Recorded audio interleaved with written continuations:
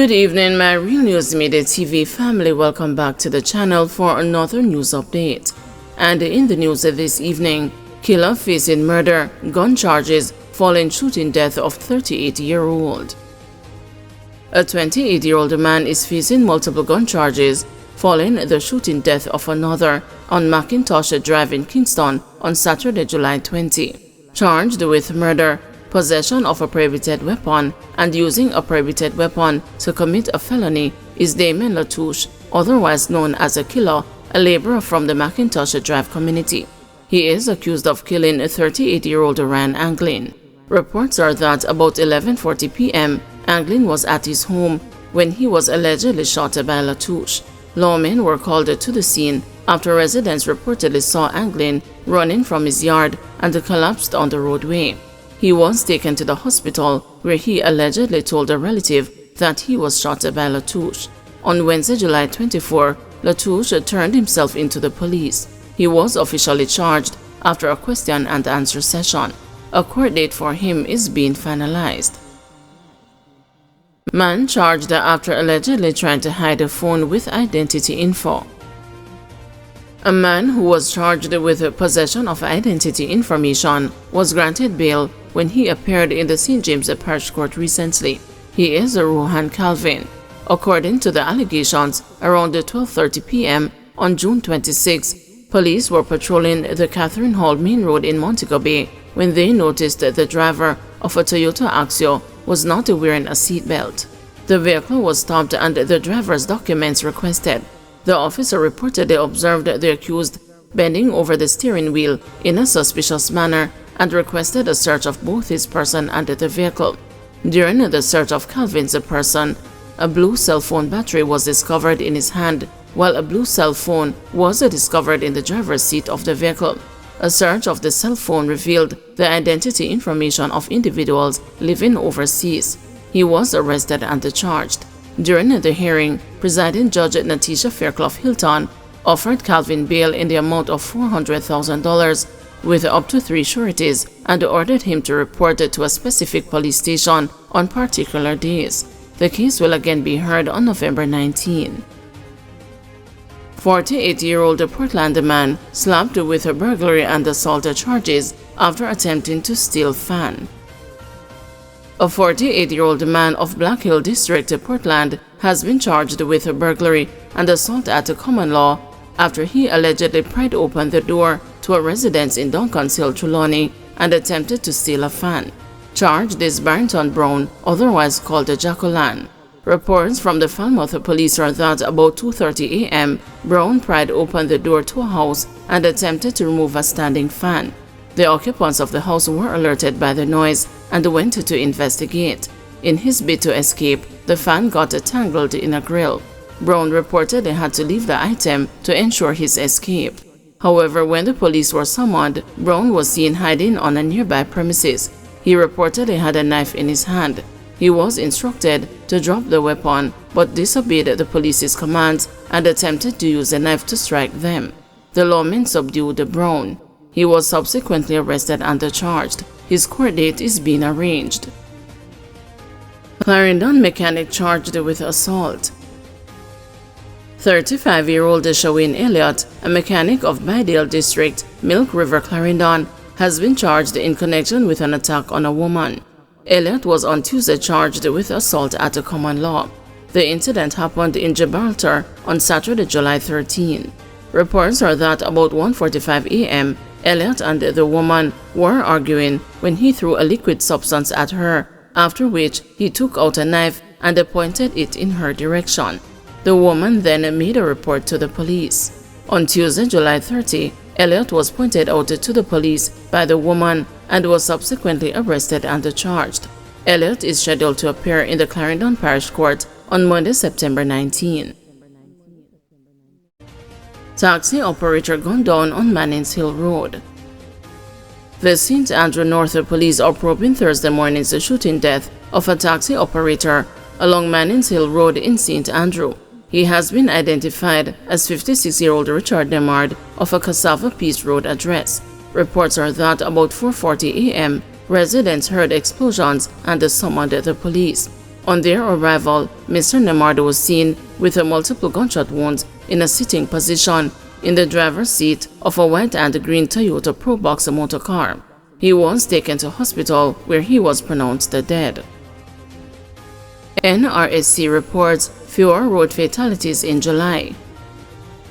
National Road Safety Council is reporting a reduction in road deaths compared with previous months. Dr. Lucian Jones, Vice Chair of the National Road Safety Council, said that 20 road users died in July. It's a trend which started in June when 26 people died, compared to 38 in February and 38 in March. If we can manage to continue this trend, a lot of lives will be saved at the end of the year. So the message from this is to emancipate yourself, drivers and pedestrians, from the mental slavery of driving too fast and crashing and dying. Emancipate yourself from the mental slavery of not wearing seatbelts and not wearing helmets when you are riding or driving. Emancipate yourself from the mental slavery for the temptation to drink alcohol and drive. These things will prevent you from staying in your lane and cause you to crash. We can do much better. Painter charged with murder. 35-year-old Shadeen Mackenzie, otherwise called the Philippine, a painter of Sunlight Street, Kingston 13, was charged with murder, possession of prohibited weapon, and unauthorized possession of ammunition following an incident which occurred in his community on Tuesday, June 22, 2021. Dead is Damian Cummings, otherwise called the Beanie Man, of Sunlight Street, Kingston 13. Reports are that about 1 p.m., Cummings was at home when he was pounced upon by Mackenzie and 2 other men. The men brandished the firearms, then opened gunfire, hitting him multiple times to the upper body, then escaped on foot in the area. He was assisted to the hospital, where he was pronounced dead on arrival. Mackenzie was later arrested and charged in relation to the incident. His court date is being arranged. Nephew breaks uncle's toes in dispute. A corporate-era man was found guilty of wounding his uncle 2 years after the matter was first brought before the Kingston and the St. Andrew Parish Court. Marcus Gordon is to be sentenced by Senior Parish Judge Lorian Cole Montague on October 10. It was reported that on March 16, 2022, the uncle went to a premises occupied by Gordon to serve summons on a tenant living on the property. After the summons was served, the tenant said something to Gordon, who shouted to his uncle, "You don't own a house."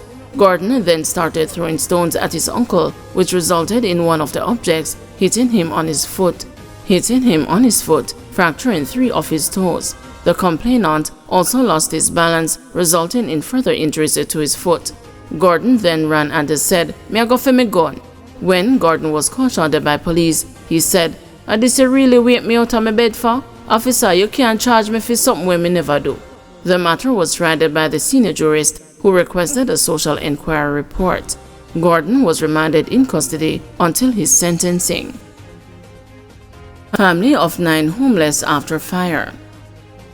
As he stood staring at the ashes of what was once his fully furnished 3-bedroom home, Jason Maraj could not hold back his tears as he realized that his family of 9 had nowhere else to sleep. Still, even in the midst of his despair, the 38-year-old managed to rally his family together to remove all the burned furniture and sweep away the ashes so they could have a clean floor to sleep on. "We lose everything. All of my papers, everything gone right now. Me no know what to do, but we no have nowhere else to go, so we have to just take up what we can take up and do what we can do. Because I hear so we have to go sleep tonight," Maraj said. Maraj explained that shortly after 9 a.m., he left his home in Arnett Gardens, South St. Andrew, to charge his cell phone because there was no electricity the previous night. But upon his return, he saw smoke and suspected that his home was in danger. "I just see smoke and flames in the air, and I said to the young man that I was walking with, just go and look for me if it's my house burning down.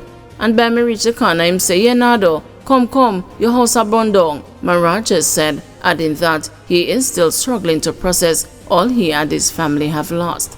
"I just feel so empty. I just feel so lost right now," Maraj said. Maraj's 2 sisters live with him. One of them has a 9-month-old daughter, while the other, Savannah Smith, is a mother of 5 children, ranging from ages 2 to 11. Smith was also in a state of shock at the devastating impact of the fire.